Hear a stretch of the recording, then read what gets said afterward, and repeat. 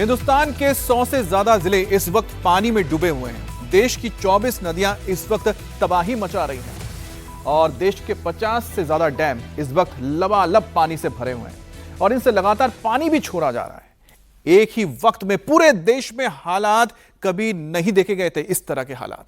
ऐसा तो लग रहा है कि आधे हिंदुस्तान में इस वक्त जल युद्ध शुरू हो गया है। दिल्ली से लेकर पंजाब तक और यूपी से लेकर राजस्थान तक वाटर इमरजेंसी का सायरन नॉन स्टॉप बज रहा है।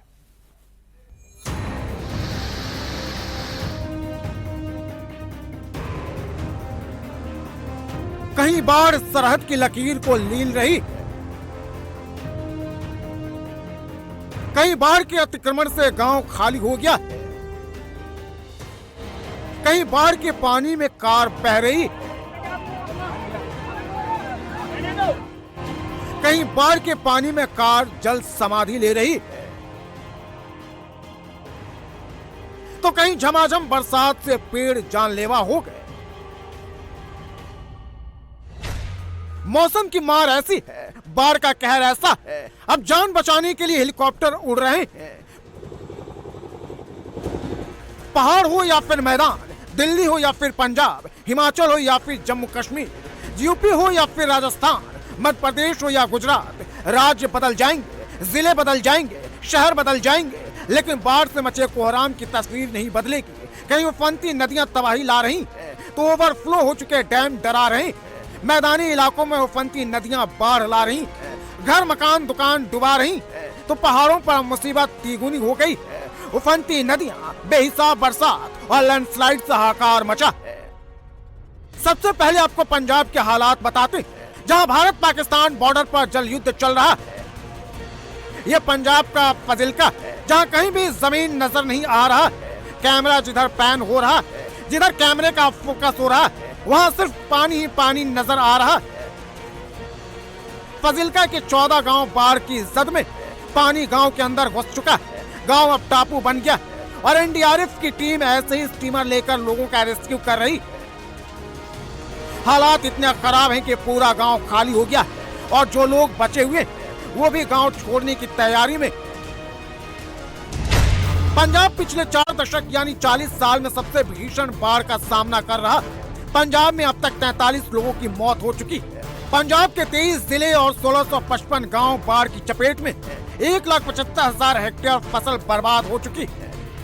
अब आपको पंजाब की एक और तस्वीर दिखाते हैं, जहां किसान बाढ़ से अपनी फसल बचाने के लिए खुद ही बांध बना रहे हैं। यह पंजाब का फिरोजपुर है और ये जो फेंसिंग दिख रही है, भारत और पाकिस्तान के बीच की सरहद है। इस तरफ हिंदुस्तान है और उस तरफ पाकिस्तान, लेकिन बॉर्डर पर ऐसी बाढ़ आई है, सतलुज और रावी ने ऐसी तबाही मचाई है कि पंजाब में कई किलोमीटर लंबी फेंसिंग बाढ़ से क्षतिग्रस्त हो गई है। कहीं फेंसिंग या तो डूब गई है, उखड़ गई है या झुक गई है। फेंसिंग देखेंगे, ये इंडिया और पाकिस्तान के बीच जो लाइन बनी हुई है, ये पूरी फेंसिंग है। ये आप सामने फेंसिंग देख रहे हैं। इस समय सतलुज और ब्यास, क्योंकि सतलुज और ब्यास जो है वो फिरोजपुर से पहले उनका संगम हो जाता है, लिहाजा ये पूरी की पूरी फेंसिंग इस समय बाढ़ के पानी में डूबी हुई आपको नजर आ रही है। ये आप पूरी की पूरी तस्वीर जो है इस वक्त आप देख रहे हैं। ये फेंसिंग जो है वो बाढ़ के पानी के अंदर पूरी तरह से इस समय कवर है। हालांकि पहले पानी से ज्यादा था, अब थोड़ा कम हुआ है, लिहाजा थोड़ी बहुत फेंसिंग जो है वो नजर आ रही है। पंजाब पाकिस्तान के साथ 553 किलोमीटर की सीमा साझा करता है और इसमें से 80 किलोमीटर लंबी फेंसिंग बाढ़ से क्षतिग्रस्त हो गई है। जम्मू में भी बाढ़ के कारण इंटरनेशनल बॉर्डर की 110 किलोमीटर लंबी फेंसिंग को नुकसान हुआ। साथ ही करीब 90 बीएसएफ चौकियां पानी में डूब गई। फिरोजपुर में बॉर्डर पर जो सैलाब कहर बरपा रहा है, वो पाकिस्तान की ओर से आ रहा है और तबाही का यह सैलाब अब फिरोजपुर समेत पूरे पंजाब को बहा ले जाने पर आमादा है। मैं आपको सामने तस्वीर दिखाऊंगा। ये सामने जो आप तस्वीर देख रहे हैं, ये दरअसल पाकिस्तान की पोस्ट है। बंकर्स नजर आ रहे हैं। यहाँ पे पाकिस्तान के रेंजर्स जो हैं वो यहाँ पर रहते हैं और पूरा का पूरा एरिया देखिए, भारत की तरफ सूखा है और पाकिस्तान की तरफ बाढ़ से हाहाकार मचा हुआ है। यहाँ के जो लोकल निवासी हैं, जो आसपास के गांव के रहने वाले, उन्होंने बताया कि ये लोग तो बहुत पहले ही अपना गांव खाली कर जा चुके हैं और जो चौकी है वो भी पूरी तरह से पानी के अंदर घिरी हुई है।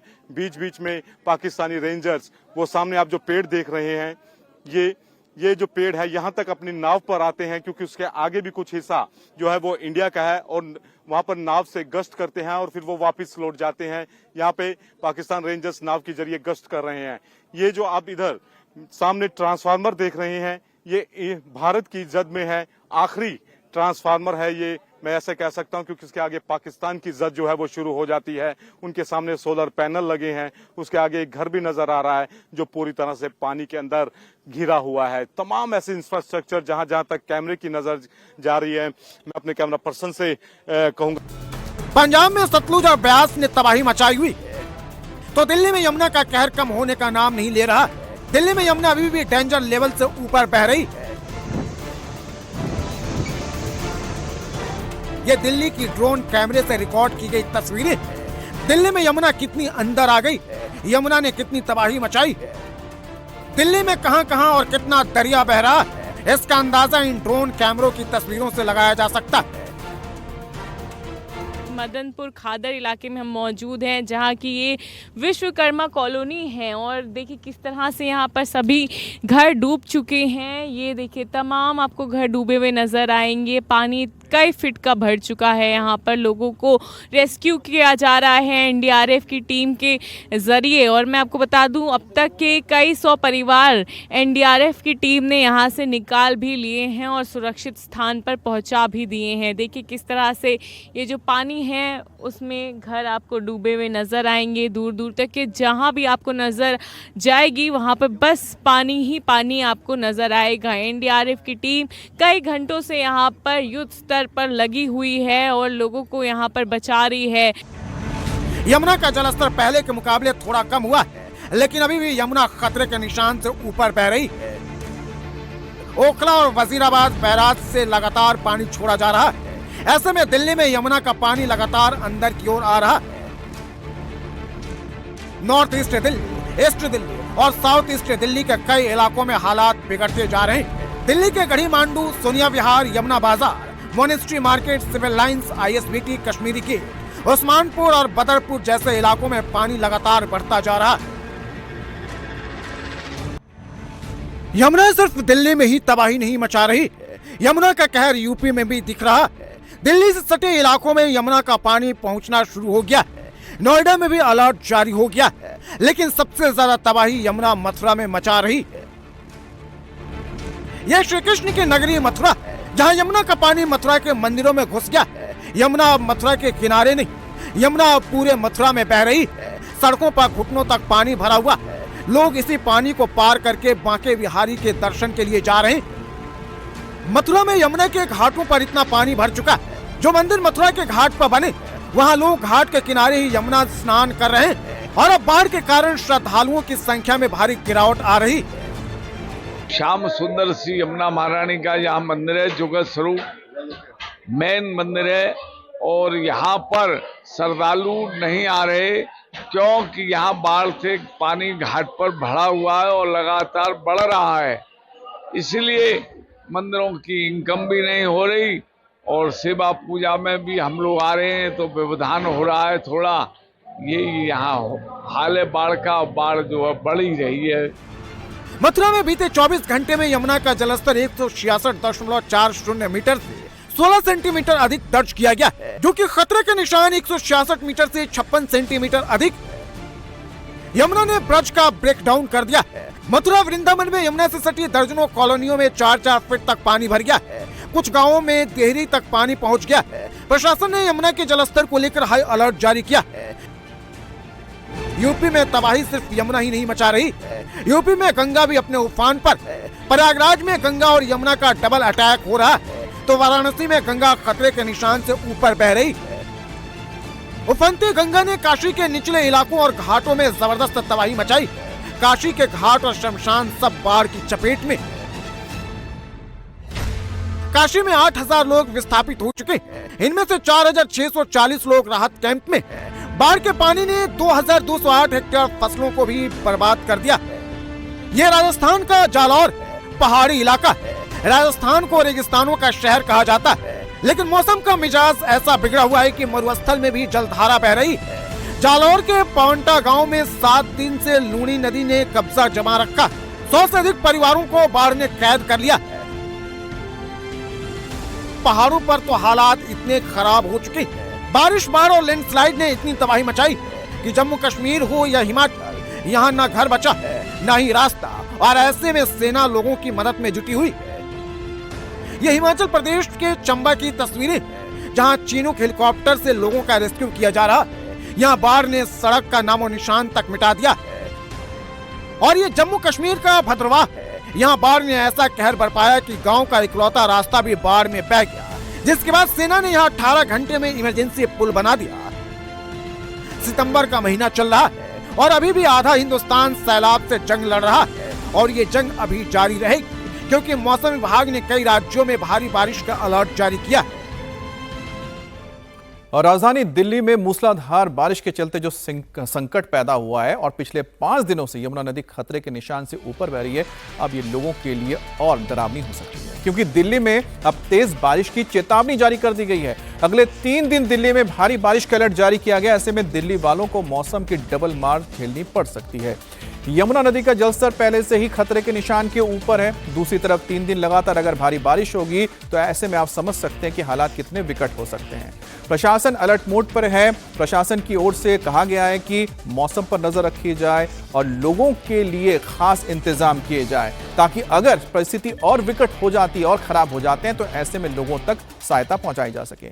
यमुना नदी आज खतरे के निशान से करीब 1.3 मीटर ऊपर बह रही है। यमुना नदी का जलस्तर 206.65 मीटर आज दर्ज किया गया है, जो कल के मुकाबले भले ही कम हो, लेकिन इतना कम भी नहीं है कि खतरे के निशान के नीचे हो। सिविल लाइंस हो, उस्मानपुर हो, बदरपुर, खादर समेत कई इलाके जो नदी के किनारे बसे हुए हैं, यहां अभी भी पानी भरा हुआ है, जिसकी तस्वीर आप देख रहे हैं। ये 8 तस्वीरें आपके सामने हैं। 8 तस्वीरों के जरिए आप समझ सकते हैं कि किस तरह से यमुना नदी का जलस्तर अभी भी खतरे के निशान से ऊपर बना हुआ है और जो पुल है लगभग उसको छूती हुई नदी बह रही है।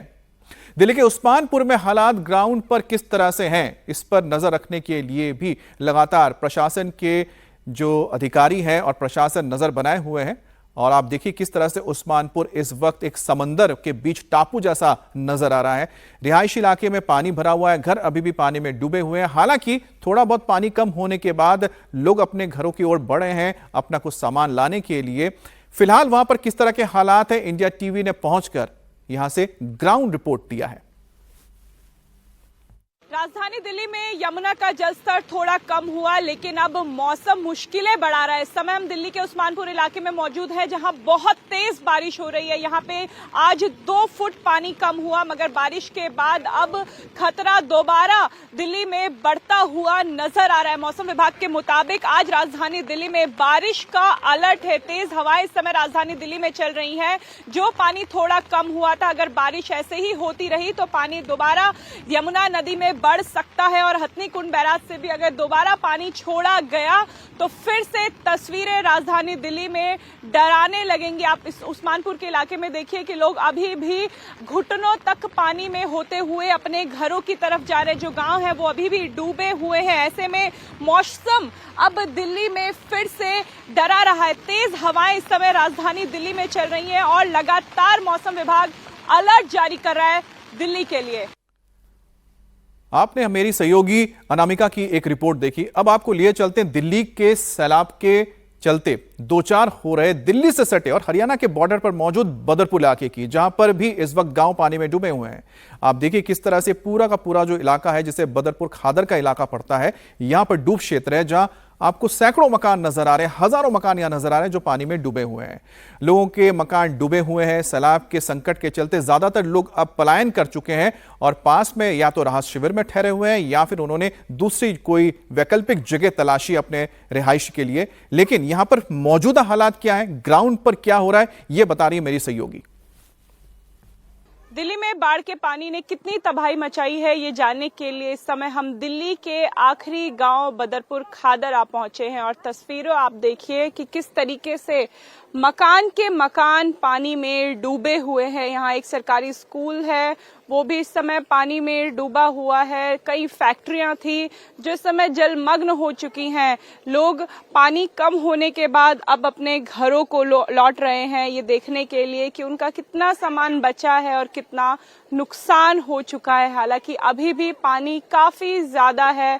सड़क पे लगभग 4.5 फुट का पानी है और गांव में लगभग 6 फुट का पानी जमा हो रखा है। यानी एक मंजिला जो मकान है वो इस समय पूरे पानी में डूबे हुए हैं। कई लोग यहां से पहले ही किराए के मकानों में चले गए। एक हफ्ते के लिए लोगों ने किराए के मकान को लेना जरूरी समझा क्योंकि रिलीफ कैंप में जो जिंदगी है वो ज्यादा अच्छी नहीं है। वहां परेशानियां ज्यादा हैं, पानी नहीं है, शौचालय नहीं है। ऐसे में कुछ लोगों ने एहतियात के तौर पे पहले ही यमुना की दूसरी तरफ जो है वो किराए पे मकान ले लिए। लेकिन अब जब थोड़ा पानी कम हो रहा है तो लोग इस पानी को देखते हुए, इस पानी पे उतरते हुए अपने घरों की तरफ वापस जा रहे हैं।